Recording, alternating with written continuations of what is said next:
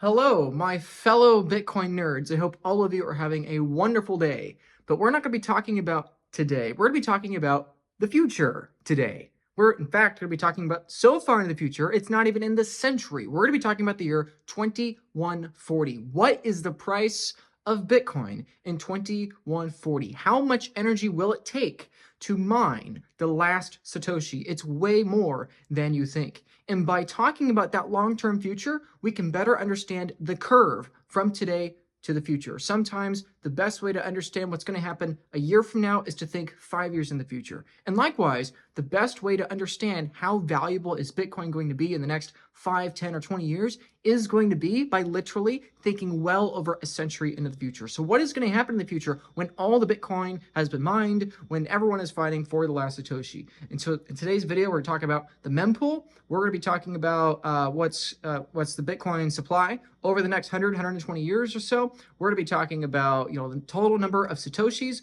why almost everything you actually think about Bitcoin is not technically true and is actually a useful lie we tell ourselves. We're going to talk about Gabriel's horn and what it means for the future of Bitcoin's valuation. And we're going to talk about this chart that I posted a few days ago, which is the speed of light. What on earth does the speed of light have to do with anything with Bitcoin? So let's get into it. So what does it have to do? What does the speed of light have to do with anything with Bitcoin, right? The reason why I like engineering metaphors for talking about Bitcoin is, yes, partially because a large number of you watching have some sort of engineering or interest in physics, the material world, chemistry, biology, whatever, right? A lot of people like those kinds of metaphors because we can look at nature and things just are kind of objectively true to us when we look at the objective world, right? And trying to have an abstract concept like Bitcoin is a lot more useful when you think of it in terms of practical things. So I like the speed of light when trying to conceptualize what is the value of Bitcoin. Why do I like that? Well, look at the chart here. First, we have to understand what is this chart before we talk about Bitcoin. The y-axis, right, the vertical axis here is kinetic energy, the number of joules it takes to move a given object at a faster and faster speed. The x-axis at the bottom of the chart here is the speed as a fraction of the speed of light.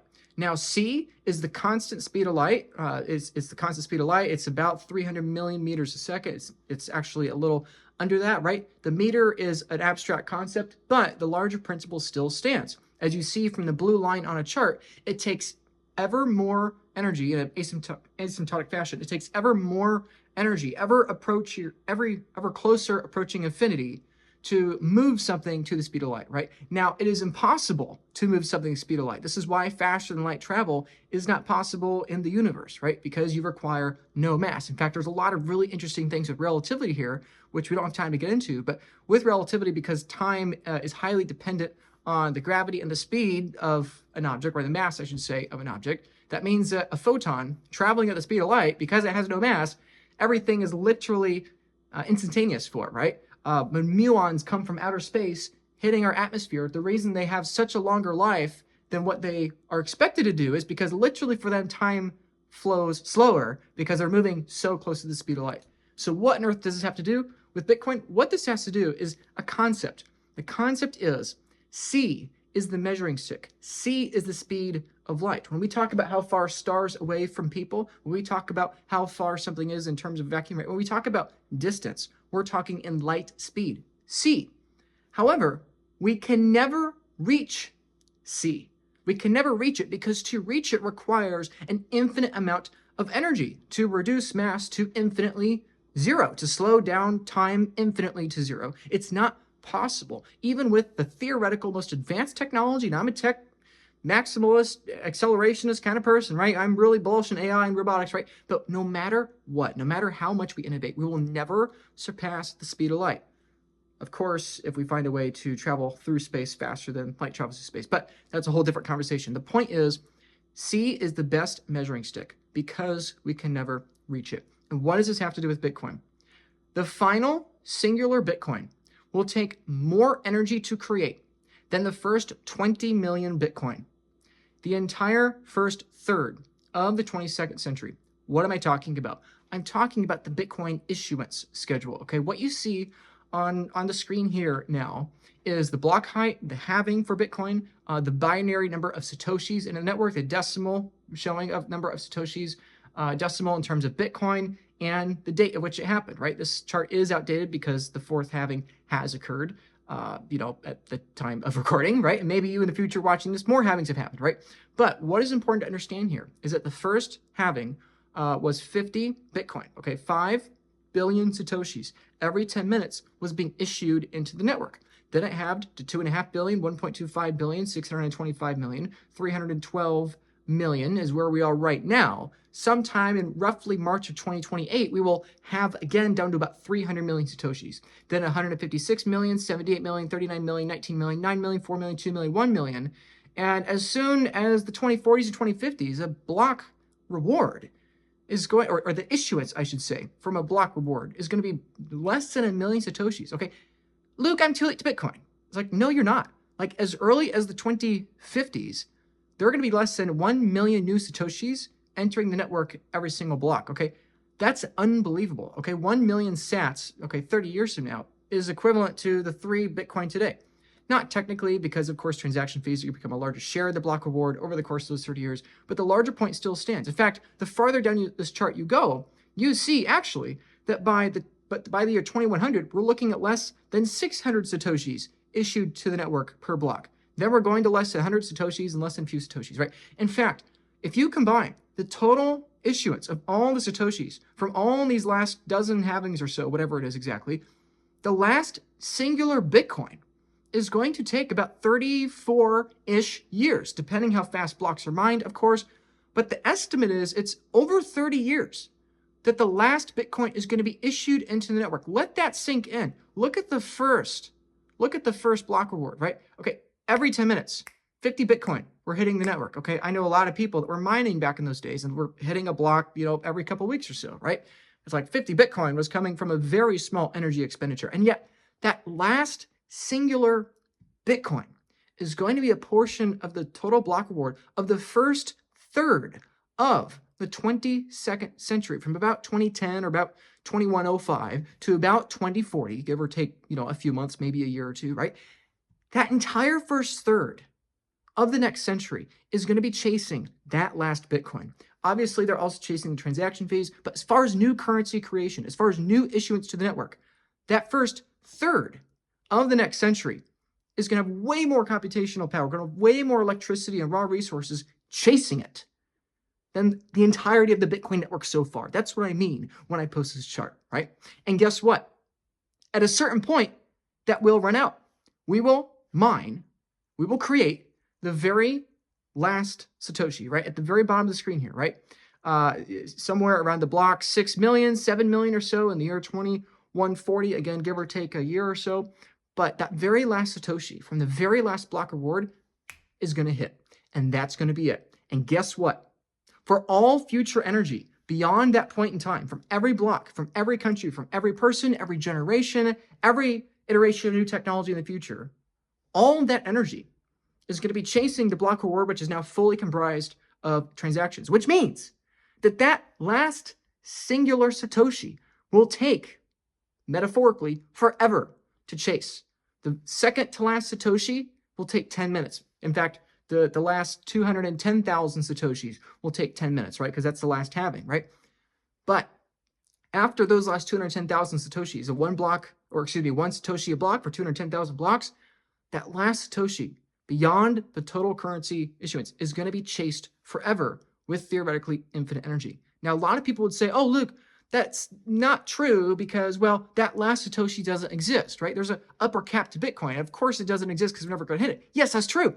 It's an abstract concept. It's not real. But it's exactly why Bitcoin has value as a measuring stick for economic purchasing power, in the same way the speed of light as a measuring stick for distance, okay? In fact, believe it or not, nobody has measured the one-directional speed of light, okay? It is impossible to verify, okay? Everyone talks about don't trust, verify in Bitcoin. We all trust that the speed of light is actually c. Theoretically, the speed of light could be never c. It could be it could be half of c in one direction and then instantaneous in the other direction. We don't know that. There's plenty of science videos on YouTube that explain why it's the case, but c is a theoretical concept. It's the best explanation as to the concept, right? And the same thing is true with Bitcoin. Some people kind of understand what I'm saying here, right? The long story short of what I'm trying to explain so far is that the reason why the speed of light is a useful measuring stick of distance is that no matter how much energy we throw at anything in the universe. We don't know how to surpass it. That's why it makes a good measuring stick. The same concept is true with Bitcoin. There is going to be a point in time where, in the same way that you apply more and more and more energy, you get ever closer to that maximum speed. The same concept is true with Bitcoin. You can throw more and more and more electricity at Bitcoin. You can throw more time at Bitcoin. You can throw as much as you want into the network, as much productivity as the human race can create. Shove it all into Bitcoin. But at a certain point, we're going to get so close on that curve. We're going to get so close that we're never going to be able to surpass. And that last final Satoshi will be insurmountable. You can get 99.9999999% the speed of light, but you'll never get to 100%. And likewise with Bitcoin, we can get ever closer to 21 million Bitcoin, but we will never exactly hit 21 million Bitcoin. I'll get to that more in just a moment. Now, some people understand what I'm saying, and that's great. Thank you for those that support that. And even the people that don't quite get what I'm saying yet, that's okay. But I want to clear something up, because what I'm saying here is not literally true. I want to make that very clear, right? In the same way we can't literally know that the speed of light is actually c. We don't literally know that. We just assume that's the case, right? Einstein, well over 100 years ago, that is the assumption, right? The same concept here, okay? This is a comment Alex Gladstein made. Highly respect Alex. Thank you, Alex. You were a big inspiration for me in my early Bitcoin days, right?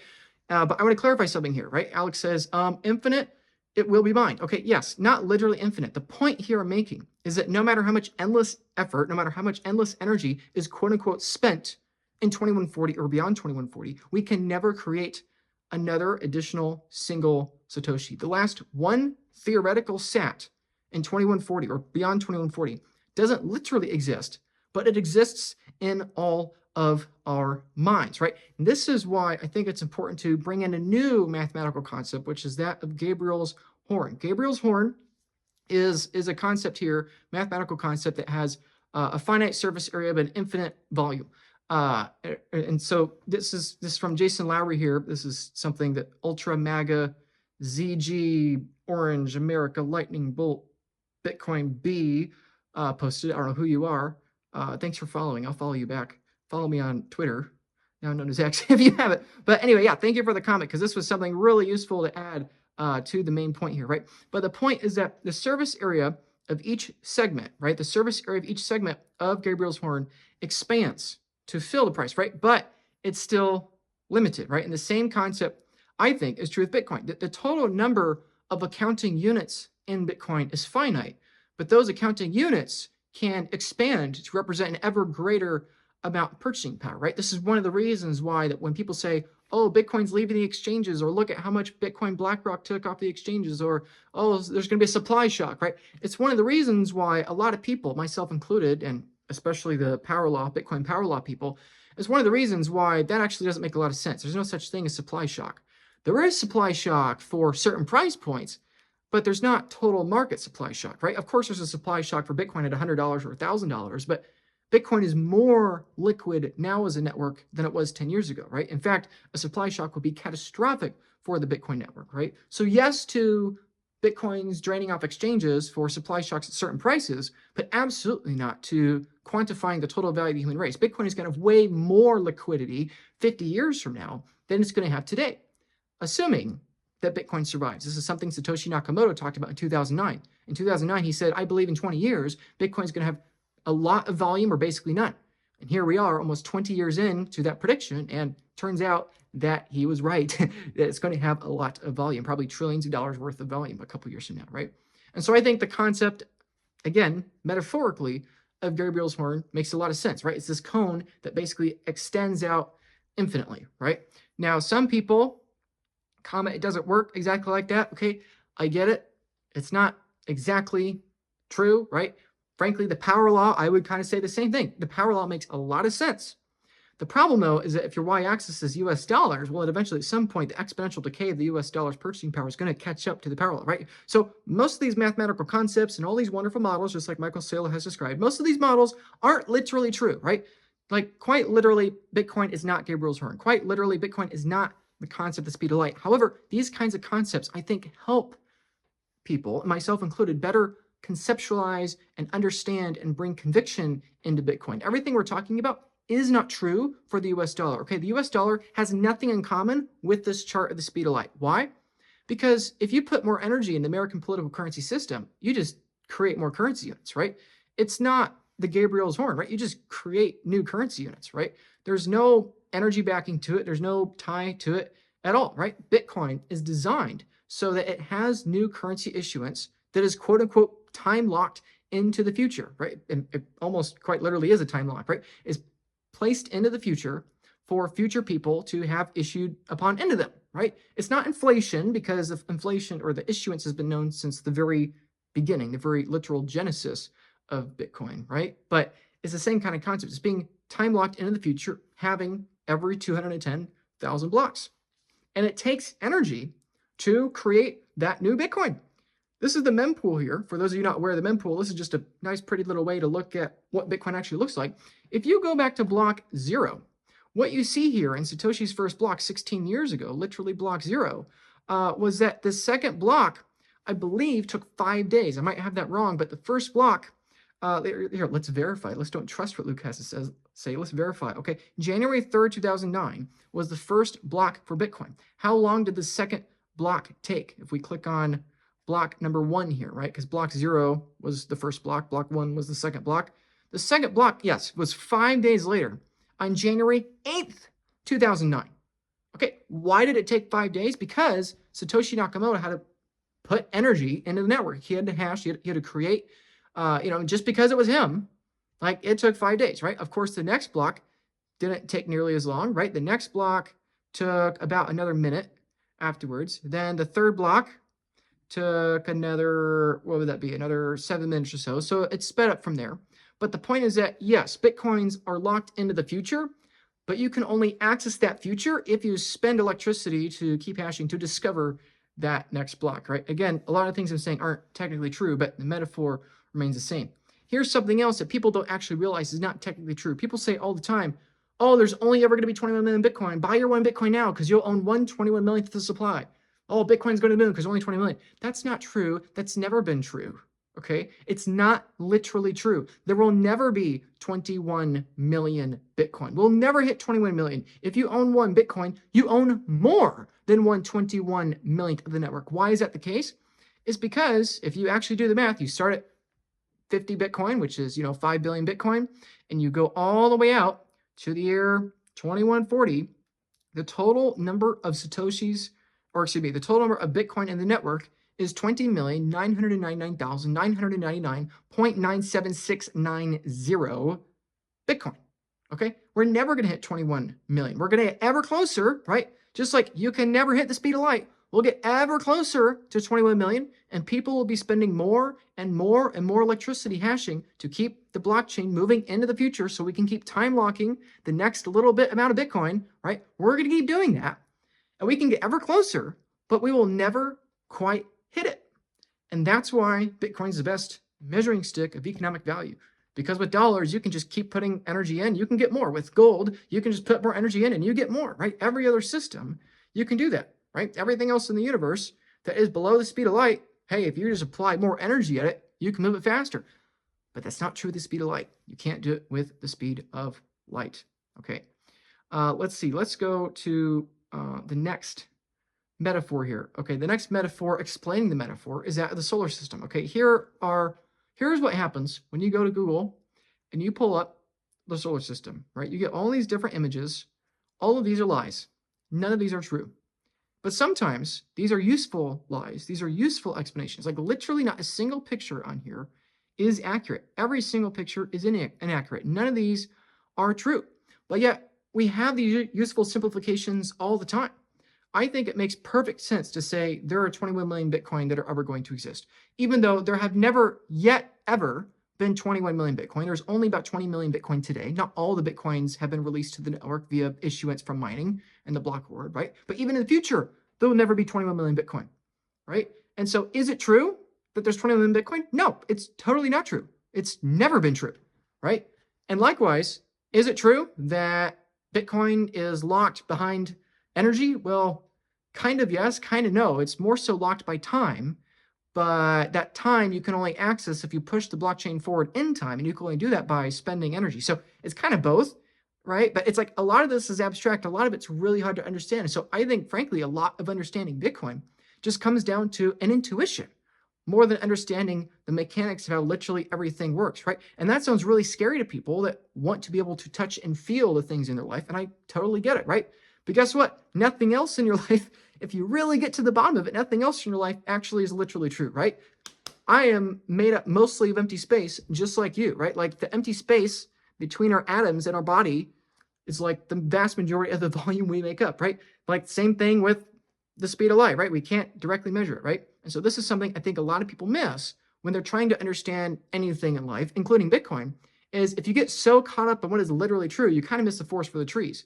You know, it's not literally 21 million Bitcoin, and we aren't literally getting ever closer to that, right? That last single Satoshi that takes an infinite amount of energy, theoretically, doesn't actually exist, but the concept is still there.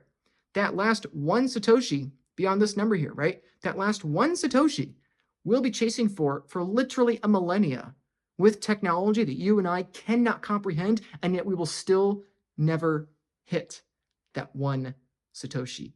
That's how early you are to Bitcoin. There's a millennia of future technology chasing one currency unit, right? Imagine living in ancient Rome and the entire 18th century and 19th century and 20th century and 21st century are all chasing that last singular Roman denarius coin. That's how early you are to Bitcoin. Okay, let's go through some other things that are metaphorically true, but not literally true. We already talked about the 21 million hard cap. The 21 million has never been the hard cap for Bitcoin and never will be the hard cap for Bitcoin. Okay, also, Bitcoins as a concept are metaphorically true, but not literally, right? Actually, the Bitcoin network doesn't think in terms of Bitcoins. It only thinks in terms of Satoshis. It only thinks in terms of Satoshis, the network does, right? People only talked in terms of Bitcoins because it was a useful oversimplification back in the very early days, right? It was complicated enough to say, I want to buy or sell something for a few thousand Bitcoin. Imagine if you were saying, I want to buy or sell something for a few billion Satoshis, right? Didn't make a lot of sense, right? The network actually at the code level only cares about Satoshis. It doesn't care about Bitcoins as a concept. Likewise, the year 2140, the whole concept of this video, that is not technically true. That is a pure concept, right? People ask me all the time, Luke, I'm new to Bitcoin. Help me understand, when are all the Bitcoins going to be mined? What's the answer I give them? 2140. Is that answer true? No, absolutely not. Do I tell them that's not true? No, absolutely not. That's like telling a child, I'm new to understanding the solar system. How big is Jupiter? It's this big. Look at the picture. This is how big it is. Wow, it's so big. Am I going to tell them, actually, this picture is totally a lie? I just lied to you? No, absolutely not, right? Likewise, the year 2140 is not true because the only thing that Bitcoin cares about is internal data. It can't tie to something external, right? That's the whole nature of Bitcoin. It doesn't rely on any external sources, right? And so the Bitcoin network only knows what time it is or what year, quote unquote, is based upon what block are we at. That's all that Bitcoin cares about. That's all that matters. So if somebody asks me, Luke, when is the last Satoshi mined? You could say 2140, and that's basically true, but it's not technically true. Or you could say, like I've been saying this whole video, that the last Satoshi will never be mined because we'll be chasing it literally forever after approximately year 2140, and we'll be using ever closer to infinite energy and human productivity to chase that last Satoshi, right? So 2140 as the end of Bitcoin mining isn't exactly true, right? Or at least the end of new currency issuance for Bitcoin mining is not true. Like I already talked about, C is not technically true. We don't technically know that the speed of light is actually constant. It could be totally not constant, but at least from our way of measuring it, given the laws of the universe and relativity, we have to assign it as to C. It's not literally true, right? Likewise, when people in Bitcoin say, oh, only a few people understand Bitcoin, it's metaphorically true, but not literally true, right? Sure, 99.5% of the world doesn't understand Bitcoin, but 0.5% of the world is a large number of people, right? Keep in mind, 1% of the world is 80 million people. And so if you're a pessimist and think that somehow 0.5% of the world's population understands Bitcoin, you're saying 40 million people understand Bitcoin. Sorry to burst your bubble, but we are nowhere near 1% adoption. We are nowhere near 0.5% adoption. You're telling me 40 million people understand Bitcoin when only 10,000 people subscribe to my channel, only 4 million people subscribe to Michael Saylor. You're telling me only 1 in 10 people on the planet that have ever heard or that understand Bitcoin? are following Michael Saylor online. I'm sorry, that's just not true, right? You're telling me Adam Back, who has what, about 500,000 followers, the guy that literally invented proof of work, which makes this whole freaking thing function, right? You're telling me that person, is only has 500,000 followers online? Like, really? You think 0.5% of the world understands Bitcoin? No. But still, probably at least a couple million people understand Bitcoin. And so few understand is metaphorically true when you're accounting for the share of total global population. But it's totally not true because 1 million people is a lot of people. It's really hard to crush the uniting image and idea and vision of 1 million people. It's really hard to crush the Bitcoin network, right? So it is a lot and it isn't a lot, right? Mempool is another great example.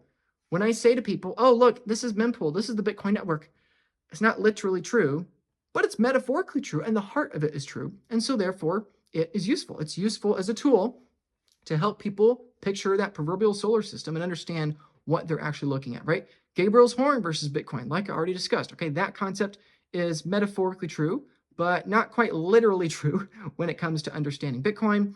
Bitcoin's final Satoshi being akin to the speed of light and, being what makes Bitcoin beautiful is metaphorically true, but not literally true. Obviously, that one last singular Satoshi doesn't really matter. In fact, it never exists and never will exist. But as a concept, it is what helps make Bitcoin so much closer to describing the universe, describing the economic purchasing power of the human race. That last single Satoshi that doesn't exist and will never exist is exactly what makes Bitcoin the measuring stick worthwhile that it is. Because someday, the nature of digital scarcity and digital finance, the nature of it is that someday we run out and we're forever chasing a number that we can never attain, just like the speed of light.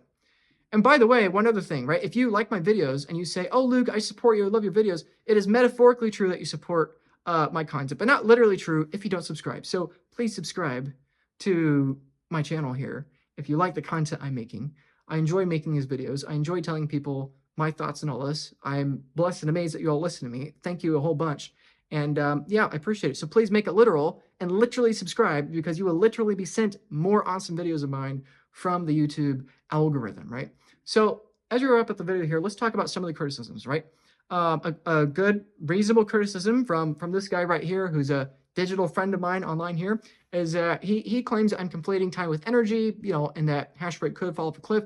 Obviously, he's technically right. I'm not debating that. I'm making that very well known here. That's part of the beauty with these metaphors, that the metaphors help you better intuitively understand something, but also, if they're not technically true, they also ironically help you understand more of the technical sides of how Bitcoin works, right? Probably a lot of people, if a few thousand people are watching this video, probably at least a couple thousand of you did not know that we're technically never going to hit 21 million, right? A lot of you did know that because a lot of you are informed with all this stuff, but a lot of you didn't, right? And so I think that's part of what's fun with these thought experiments and these metaphors is that they reveal things that are new to you, right? Myself included, right?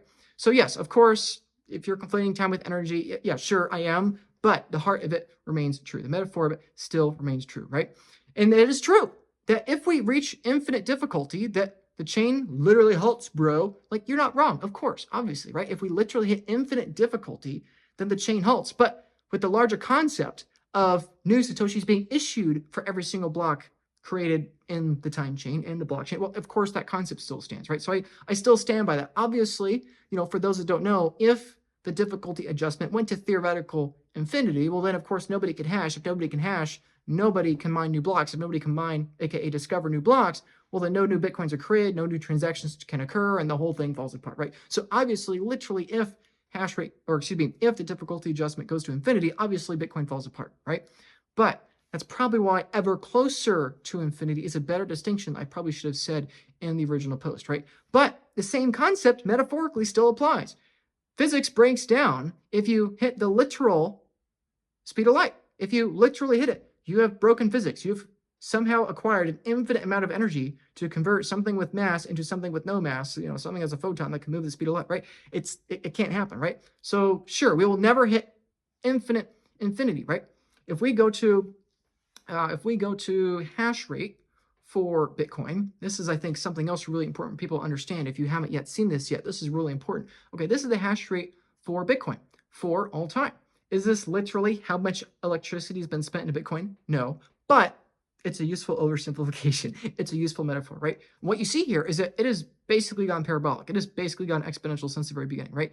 Here is 2010, 2011. It's still growing at any given point in time.